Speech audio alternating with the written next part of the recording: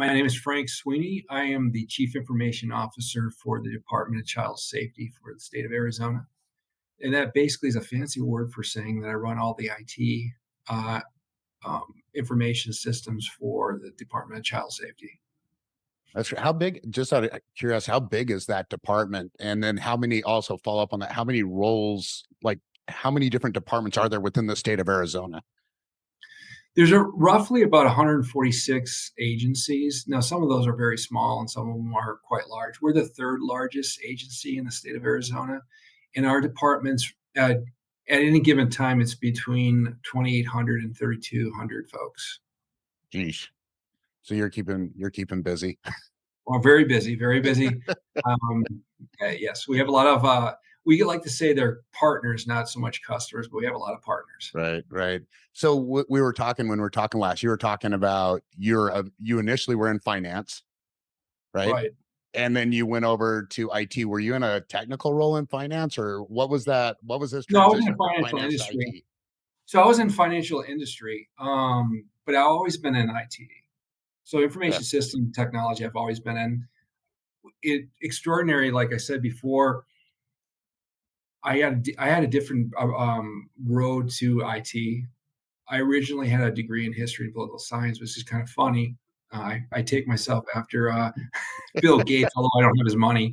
He was an English major, and I never worked one day in my fields.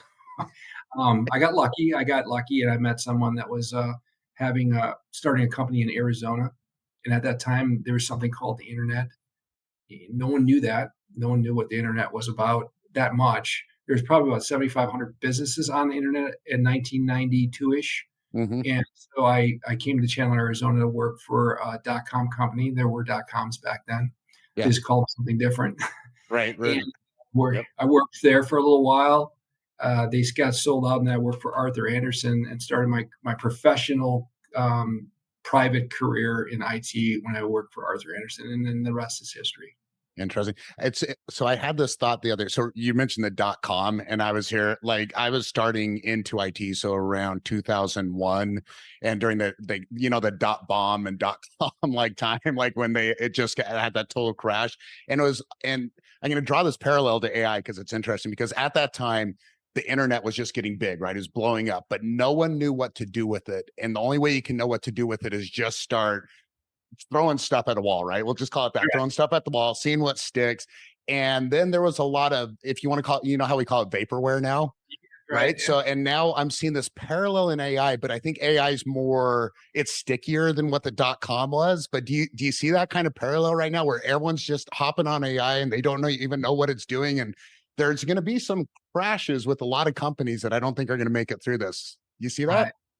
Yeah, and I do see some parallel. The difference with AI though is that AI has been around since 1970-ish. Yeah. They just call it machine learning.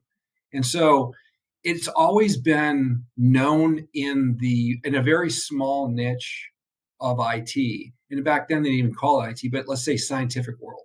And Right. so I see this being like similar to the internet where in 1956 there was an internet. It's nothing compared to what it was now.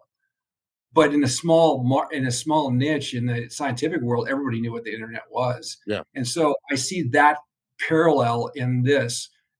In the scientific world, everybody knows what machine learning is, and so it's just morphing into something that's more prolific now, allowing the publics or the private sector to see it. And Yeah. so I see very much a parallel and faults too, Yeah. failures too coming down the road. So. Yeah, I do. Yeah, it's interesting. You mentioned that word vape, or I'd mentioned that word vaporware, right? And I think there is a lot of reality, but I think the other truth is that to be able to really start testing the limits of a technology, you have to start pushing those limits. And the other funny thing is when you look at artificial intelligence, it's we're not even close to artificial intelligence right now. So everything is putting under this framework. And I like calling it a framework because that's the best way to Right, put it. The framework is the peak of right. artificial intelligence. And everything's being put under that. And artificial intelligence, until we actually have uh, the machine learning, but where it's actually learning and self-learning and self-healing and doing all this stuff, which it somewhat can do. We're not even at AI. And right now with most of the stuff, it doesn't even remember the input you put 2 minutes ago, right? You put in the input, I forgot. That's not real artificial intelligence, right? Now, and I think a lot of people get fearful of things because the marketing is more than at the actual of something. And so right now it's been marketed as, this new thing that we should all be afraid of, or we should all embrace. Maybe that's Yeah. probably a better way of saying it. And we really don't really fully understand that the base of this is still a human being doing this. So in other words, a human being has created this, and has very real human limitations on how they created it, and how it learns and whatnot. It goes as far as we understand it to go. Yeah. It's not as futuristic as the Terminator movie, where they get smarter than us. They Right. can't get smarter than us because then we'd be smarter than them, because it's the chicken and the egg. We came first. So Yeah. I think that that's the big hype, and I'm hoping, and hope is not a strategy, but I'm hoping that people don't get fearful of it and they embrace it more, so that we can make it better and make it more useful for humans. Yeah, So 100%. Now, I do always say be nice to the AI, like when you're doing your prompts, just in case, right? Like, there's always this chance, just in case the Terminator does like end up happening. come out of the Let's be, woods. Yeah. yeah, let's be nice to our prompts. I try not to yell at Siri too much, but sometimes I'm still like, "Are you kidding me? Like, get it together." That's not what I said. So it's interesting you bring up the fear of AI, which I think it's pretty relevant and pretty prevalent in the industry. So I talk to a lot of like C-suite executives and everything about like what's your thought with AI, and I'll reach out to them, and some of them don't want anything to do with it. Right? They're just like, I don't even want AI. Now the reality is, and we talked about this, that AI is coming, whether you Yeah. like it or not. What is your approach to this technology conversation? Maybe you have to have even a different and more pragmatic approach being in government, and the way you have to vet things and go through things to even implement AI into it. But you obviously are embracing it. You're cautious about it. You understand the good and the bad. But what is your approach to saying, hey, this could be good and I'm going to listen to it. Maybe we need to look at it, or I just don't want to deal with it right now. Well, I think the first thing you have to do is understand that you have to approach it. So first thing, you have to say, yes, we're going to approach AI. The second thing is that you can go and approach something that's very new and scary, for lack of a better word, saying that, and be very cautious and still get something out of it. With the case in our situation, that obviously we have very sensitive information that we do not want to even go down the road of potentially disclosing. So we do not even approach the subject of AI when it comes to sensitive information. However, we also have very much uh, processes that are very manual. And a process example would be just looking up data, not having any type to do with logic or anything like that, just purely queries on things that we need to either fulfill in a FOIA request, or some, we call it something different in the state, but it's an information request that we're required as public entities to fulfill. Hmm. And those types of actions are very manually orientated, and it has nothing to do with like creating logic and determining anything. And it just has to do with going through millions and millions of records and making sure that we fulfill the request by the public as best we can. Those types of scenarios with what we're doing is a great example of something that we can try with AI, that has bumper rails on it. We control what we are creating as far as how we want to query, what information we want to query on, and then, but very useful. I mean, we're talking about thousands and thousands of man hours that could Yeah. potentially reduce by doing something like that. Yeah. So I always wonder if the approach is a little bit different when you're working in the gov space. And so in public sector, you can call a CTO or a CIO and have a conversation with them and be like, hey, have you thought about this? And it's like, no, let's have a discussion about it, right? It can be actually a very simple transition if you pique the interest. Now, with you, it might even make it easier because I would imagine, just like any CIO, you probably have a billion people hitting you up at any given time at nausea. You're like, oh my God, enough. That'd be But another good use for AI to yeah, ferret out the phone calls, right? block out the noise, right? Well, eventually we'll have our AI avatars that you can just set it up and be like, here, have a conversation with my avatar. But does that protect that? Or how does it come up when you actually have an idea where you're like, hey, this seems good for the government space? Is it this arduous process for you to have to even get approval to implement something or new technology in there? Or what does that look like? So it depends. It depends on what you're trying to do, and I know that's not a good answer, but it's a correct answer for what we do.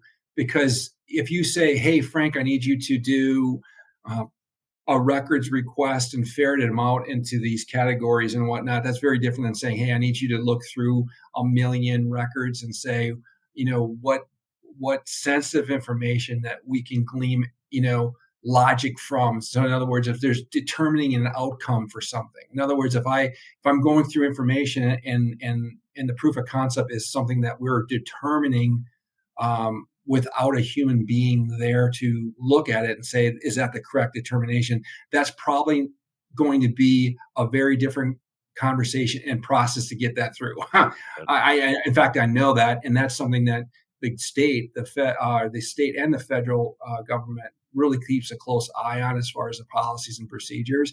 But if it's something like I said before, where the example is we're just going through data and ferreting it out in different categories internally and not doing much with it, or we're looking for documents that we're required by law to provide the public with and then redacting those things, Mm, that's a different conversation and totally a different process. yeah. So it is dependent on what the request is and how fast you can actually get approved for that. Yeah, I can see that. And you think there's so many more layers. And I think in some ways in government, there's probably a lot more layers to stuff and a lot more, if you want to call it red tape. But then you look at how every single business and organizations have changed is everyone has their own go to market strategy. Everyone has their own proprietary information strategy. So I would assume it's probably actually pretty similar. It just depends if you have rules and regulations and governance set up, which any company should, then you're going to have those same kind of procedural things. It's just maybe a little bit more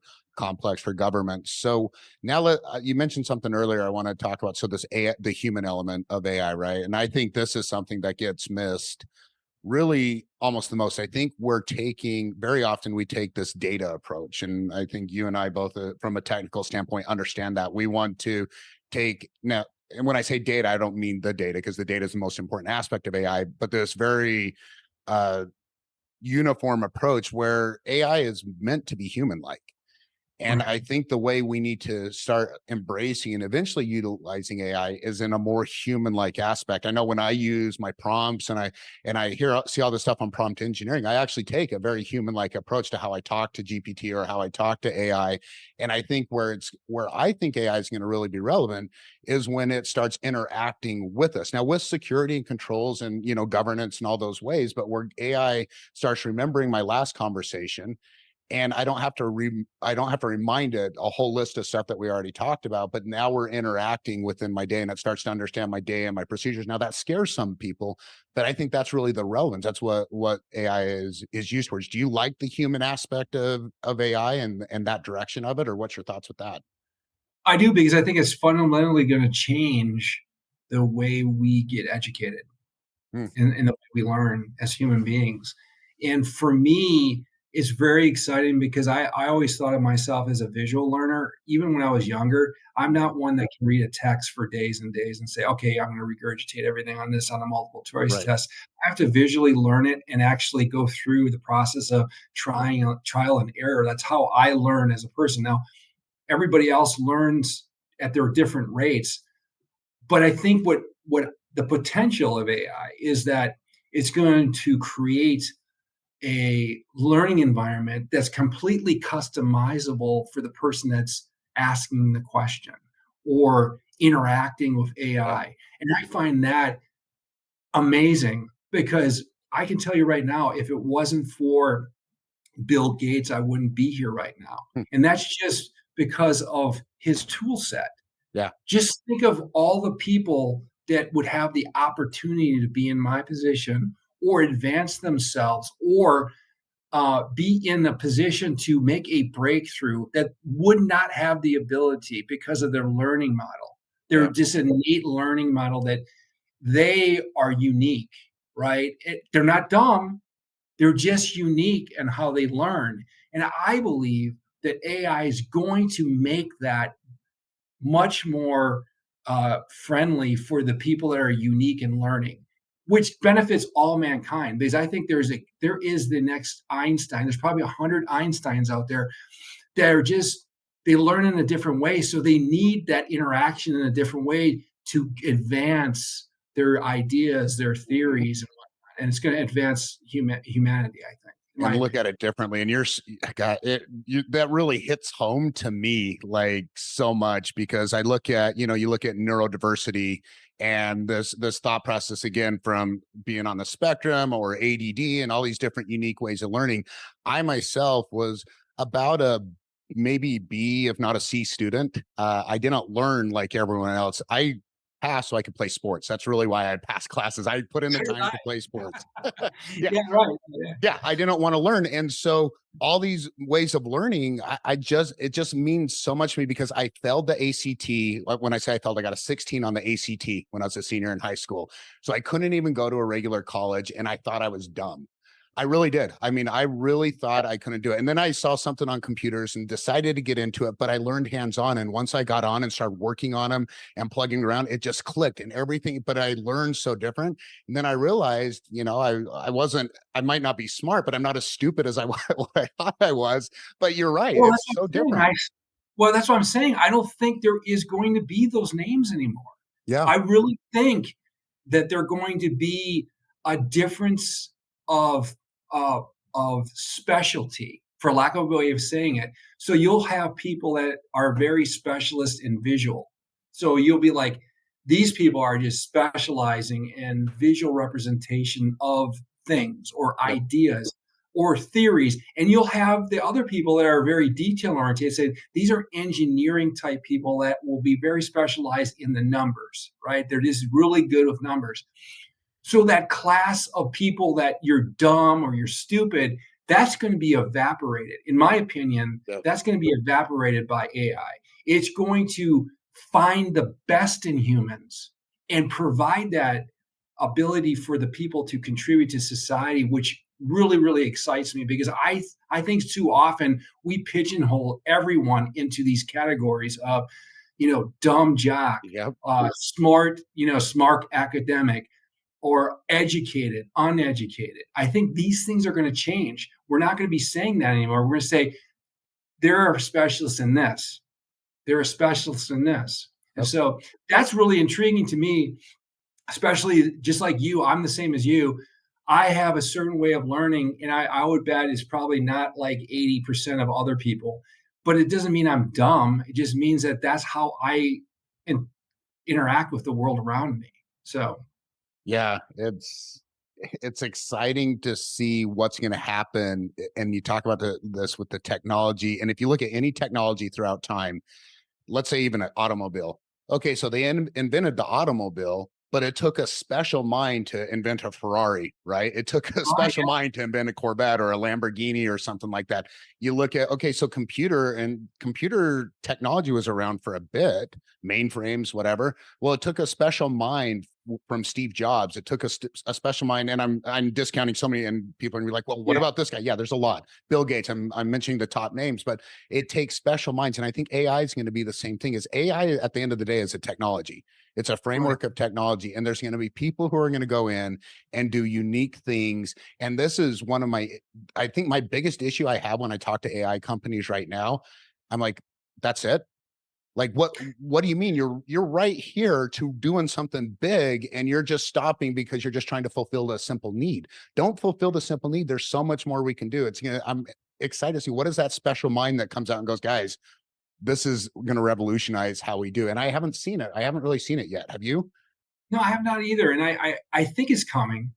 I think right now it's just such a new thing. I think right now they're just looking at it for uses. Here's a use for it, a use Yeah. case for it, but they're not looking at it holistically. And I think that's coming. I think there are a lot of people out there. I think there's just not enough time in the day to get all the people that think differently on a podcast like this and Right. have them all spread all these ideas. There are people like if you go to conferences, you talk to them, just walking around, they have amazing ideas and many, many, many ideas about AI. It's just that we can't, there's so much going on, and it's hard to get it out there. Yeah.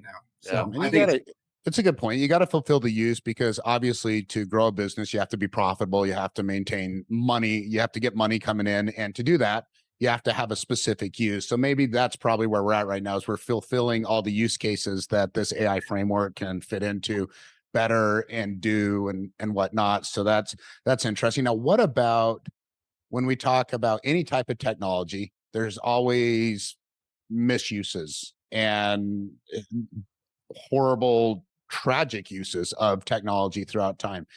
AI opens up, obviously, I think that's where the fear is, right? Is AI opens up the bad and the misuses of AI. Do you think that's overwhelming the good, or do you think it's just going to be using AI to combat the bad? Like, where do you see the misuses of AI? well, I mean, obviously, there's an obvious one, right? I mean, hacking. I Yeah, mean, there's going to be more malicious hacking using AI, and probably better hacking because of AI. I don't necessarily think that should limit our ability to advance AI. I just think that we have to be like I said before, very cautious on how we're approaching it, and also the key to this, in my opinion, is that everybody gets involved because I think if there's a weakness in that link, it's going to be people that not are not used to handling AI because they wanted to hold out and say, hey, I don't want anything to do with this yeah, and be behind the curve. We're going to have our lumps. We're going to step into a deep end pretty quickly. And those who, just like when we were learning how to swim, those who can do the dog paddle and learn that that's how you get to the side yeah, uh, sooner are going to be better off in the future when those big waves of cyber attacks happen or other criminal type things happen. And those that don't do that, they're always going to be on the sideline, and they're probably going to have worse things happen because they have not acclimated themselves to how to use AI to benefit and put a good defense on it, or even a good offense. I'm a firm believer the best defense is a good offense. yeah. So you get in there and start learning. Yeah, you're going to have some bumps, but in the future, you're going to be better off by doing that. Yeah, I think the other one is deep fakes. I think that's another Right. one that I think is going to be interesting. I mean, I have an AI avatar. You'll see it on LinkedIn, right? And I'll do different videos with it. And I call him Ben Vitar, right? So he goes on, does videos, but there is this interesting thought of like, well, if someone has that technology and it's not there yet, right? There's actually a lot of work for an avatar. You think, oh, it just pops up. No, you have to record it. You got to do stuff. It's not easy. But when it gets to that, someone calls your mom as Oh, no. you, right? And all that kind of that's why we might have to have like what do you like safe words, like maybe turtle butter or something like that. How do we Well, but that's also it's kind of supporting my the concept of going in the deep end because if you don't do all the things that are positive first yeah, or try, how do you defend the things that are negative? yep, You don't know how to defend it because you don't have any awareness about what it can do and can't do. So you're kind of like supporting the argument of like we all have to embrace it in our own way or in our own time frame, but yep. we have to embrace it in some way. Otherwise, we're not going to have learn enough about it to defend about the evil side of it. So 100%. It's interesting as you mentioned that, and yeah, it blows my mind when I think of people like, especially IT leaders who aren't not I don't say embracing, but I'm saying aren't researching. So when I became an IT director, I was 22 years old, right? And I was running, and it wasn't a $20 million company, right? Like not huge, but still running a department, 100 computers. And my CEO sat me down. He goes, "Look." I don't care how easy your job is. I care how easy of a job you make for everyone else, right? So his concern was efficiency and productivity in the environment. And I learned that that was my entry into technology, right? And technology leadership. And it's a great point. And you take AI now, if you're not saying, okay, if I can increase efficiencies, if I can increase security, right, increase productivity, and all the things that we're actually being paid as an IT leader to do, why aren't we? It just blows my mind when IT leaders is like, I'm going to shelf this for right now and not even look at it until. No, you can't do that. It blows my mind because one of the things when I got into it, it's funny because I just had another meeting or before this podcast of another pretty pretty neat CIO. He doesn't work as a CIO anymore, but he works for one of the big platform companies and Hmm. really good, smart man, very smart man. One of the things we talk about a lot is that we talk about AI in the sense that people always say AI is going to take over my job. They're going to take over my job. They're going to take over my job because we're going to reduce all these manual processes and these processes that are associated with human beings, right? And so we're going Yep. to. And I say all the time when I get presented that at any conference, I say, let me tell you how I feel about that. I said, if you want to push a button all day, push a button. If you want to manage something that pushes the button, that seems to be a better use of time, right? If I can do four other things besides pushing a button, and one of the five things is just managing the thing that pushes the button, but not actually doing that. But I can do four things that Yep. make jobs easier for my other folks. Why would you not take that trade off? Yep. And so for me, it's not about losing jobs. It's about retooling the job that you currently have. Because if you can do more with less, why wouldn't you do that for the same pay? Because I don't see a pay going up as fast as this other stuff. Yeah. So why would you want something to help you to do your job easier if pay is not increasing with the inflation rate? So Yeah.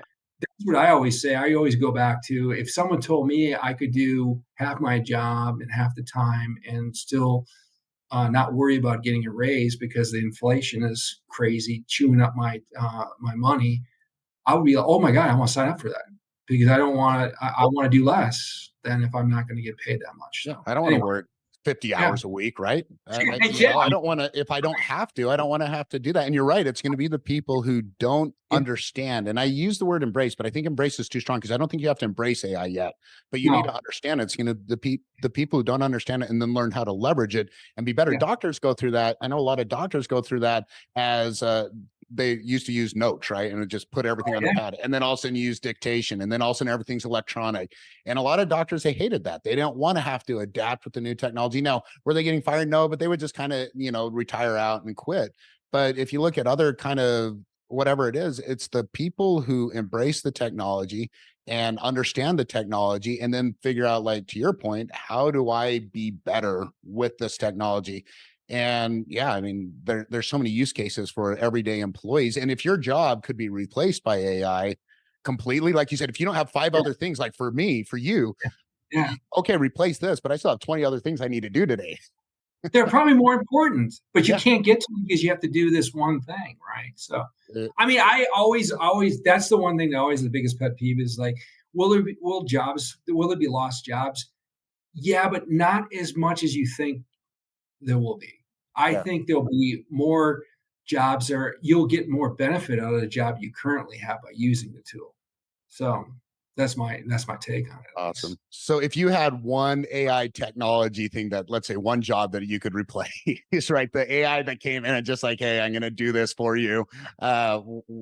What would it might be taking out my dogs to go to the bathroom? I don't know, right? What would yours be? Mine would be vendor management. I think that would be the CIO. Every CIO that ever met would be vendor management. If they could pour through all the vendor suggestions and say this Yeah. is the actual best, best proposal and all that. I think that would be huge because I spend probably a good 30%, probably 40% of looking at vendors and making sure that things are on track and whatnot, and also looking at renewals and seeing if that's what we should be doing and what we Yeah. should not be. So And being in that, tech for, I mean, on both, I've been on the consulting side of tech, and now I'm back on consulting. I've been on the IT, where as an IT director, like implementation. I think the other thing, and always my biggest pet peeve, even when I was in the sales side of stuff, was actually selling something, because Yeah. I was so scared of all the management, the day two support, the Yeah. implementation. And Oh, yeah, yeah. I think that's what if you look at tech companies, especially the telecom world, right? What they need to Yeah. invest in is, how do you automate installation and day two support? Oh, absolutely. Good 100%. service. Yeah. Because that's the whole thing too, especially in government, because you're like, oh my gosh, you got to go through the red tape to get it. Then when it gets paid for, well, you still have the whole implementation and deployment, Yeah. and you have all that. So it's a continuous, yeah.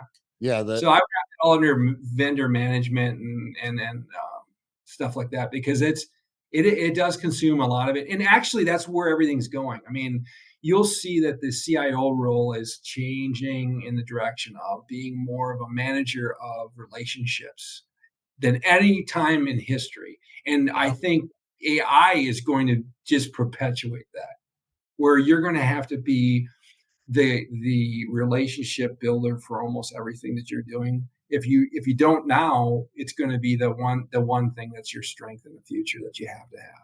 That's a It's just, it's a great, and we were joking about this before we kind of went live with it, about like how when we're in technology, everyone expects us to understand technology. People hand me an iPhone, I'm like, I don't know, like, don't yeah, give that to me, like, take it it's somewhere my else, wife or something, right? My right? wife always, here. I'm like, I don't know. She's like, what are you talking? Yeah, but but I see that too, that the CTO, the CIO, and a lot of those technology, especially the chief, and VP roles, you need to understand technology, but you're a technology business development manager within that company. So you need to understand the business and what the business needs. Now, you do again need to understand the technology, but do you need to know how to program?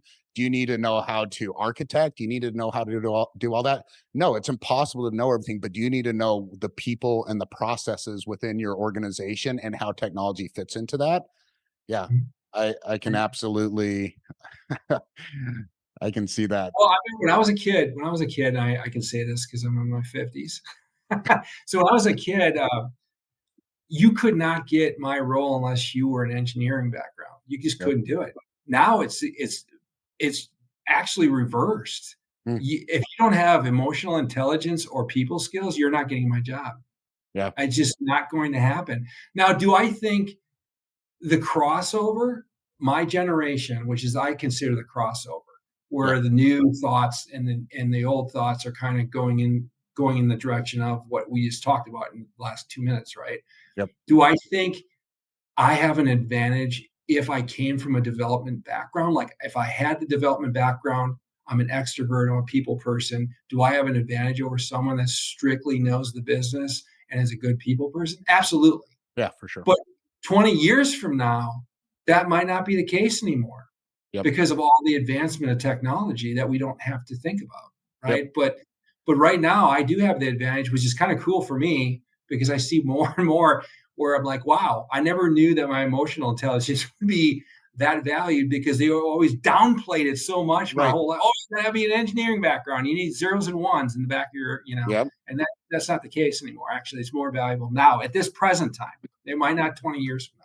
No, the EQ over IQ is like, and we've talked about that. I think it's huge. I mean, and I live off that because my EQ is it's my IQ. So I live by that. I preach it just to try to convince people as well. I'm like, no, really, it is. But it's important. So another thing we've talked about, I want to cover and really get your perspective, especially with you working in the government space. So Europe has came down with some AI kind of protocols and some regulations, and they usually regulate stuff pretty quickly, especially when it comes to technology. And it's funny, I've talked to people from the UK and from even Italy. I had a conversation with a guy from Italy, and their first thought is governance and how do we safely use it, how do we apply it.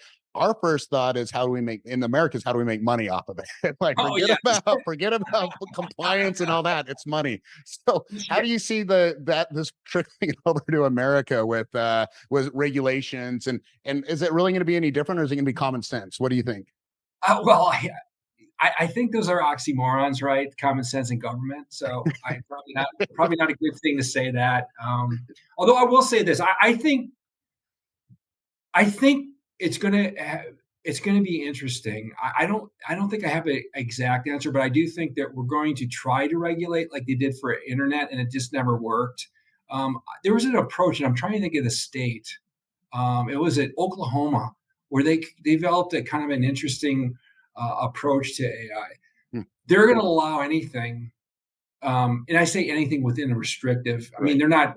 they're not letting you can't do certain like give out PII information, so it's generic. But they're going to allow everybody to do what they need to do to get their jobs done, in the hopes that that draws more AI companies into Oklahoma, which I found that was an interesting strategy. Like, so even on the government Mm. level, they're going to be the least restrictive on using AI, except for PI. So personal identifiable PII information, they're saying no, you can't do that. But everything else, hey, if you want to do CBT, chat CBT, sitting on your desk, do that. Whatever you want to do that. And their hope is that because they're less restrictive, that's going to draw in more companies into their area. Why this pertains to what we're talking about is Mhm. I think that most of these things that we're talking about are going to be trial and error. There are going to be some government, there's going to be some states and the feds also, but I think mostly at a state level, there are going to be some that's totally restrictive. Yep. And the other states that aren't restrictive are going to look over there and say, how's that working? Then there's going to be states like Oklahoma where they say, hey, we're going to be least restrictive. And then we're all going to look over there and say, hey, how's that going? And somehow over time, just like we talked about like earlier in the conversation, we're going to learn, we're going to take our lumps and say, this is probably where we need to be, right? Just like we did in the internet. Yeah. Internet people don't realize where it was and now it is. There is restriction on the internet, not as much as you think, but there is some restriction. But we got there through lumps. We Yep. got there through like it's a free for all, and then after 20 years, like probably not good to have a free for all. Maybe we Yeah. should put some limits on it. Yeah, I think there's always that pendulum swing, right? Where you just see it swing too far one way or another. And then there is a balance with it. And I think with any type of technology, we like to say, oh, well, we can't make any mistakes. No, the only way you learn is from making mistakes. I was reading a book from the last book from Colin Powell, right? Like it's just an Yeah. interesting book, right? Life and leadership. And he's like, I fail every single day, but he's like, but I learn from my failures every single day. And it's just such like you put that in business and you're like, yeah, okay, we're going to make some mistakes. Now let's not make them catastrophic. Right. We Yeah, want to keep our, we want to protect people and keep people safe. And as long as I think we have that at our mindset and don't just go all crazy, I think we will be able to protect people, protect information, but still utilize AI. right. I believe that too. Yep, absolutely. Frank, I've had a blast talking. Is there anything else you want to add? Any last thoughts or like I've just Oh, man, it's been a this is fun great. conversation. I love it. I love talking about all the technology, and I certainly love, and I certainly appreciate you inviting me on. I love talking about this stuff. So every time someone asks me to do these things, I do them. So Awesome. Yeah, it's great. And I appreciate it and look forward to more conversations with you. Thank you. thank you.